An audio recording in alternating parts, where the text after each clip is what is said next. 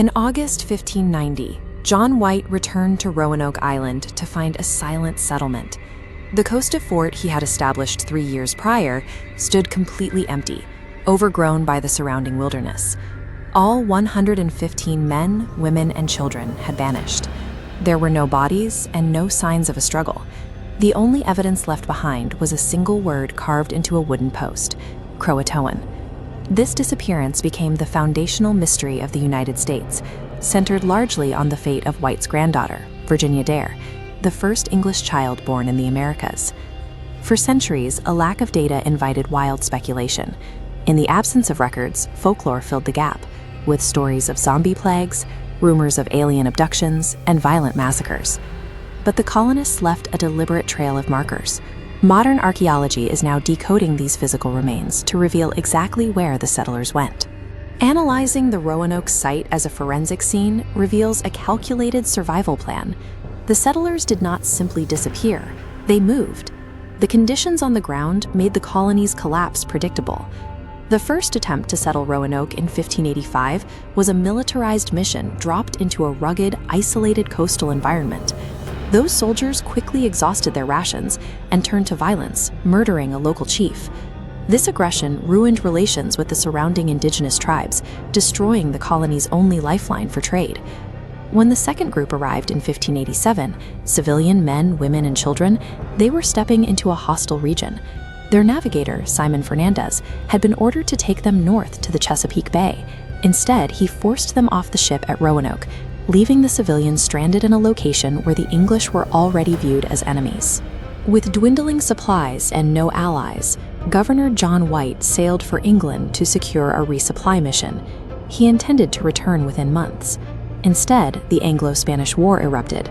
Elizabeth seized every English vessel to defend against the Spanish Armada, trapping White for 3 years. The 1587 colonists were left in a trap with no hope of resupply.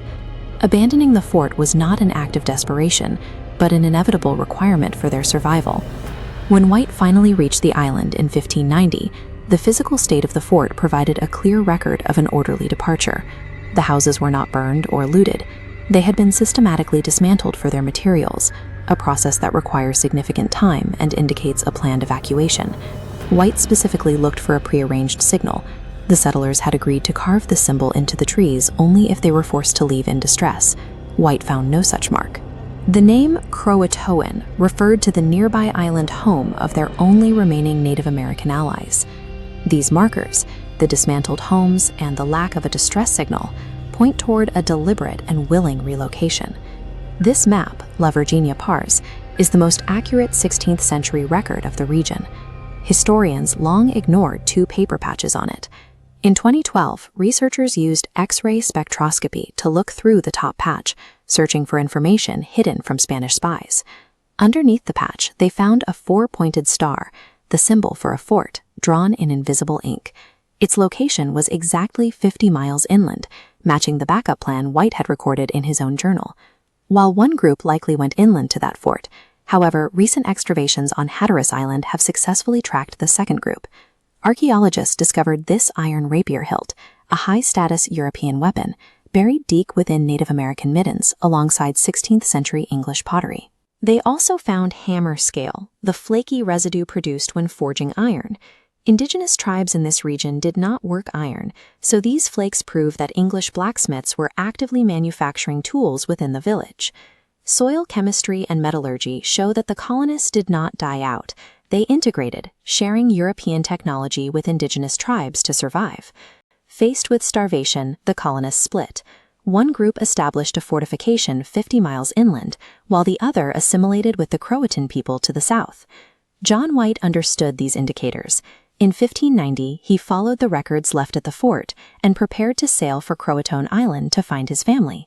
But as they prepared to set off, the ship's anchor snapped.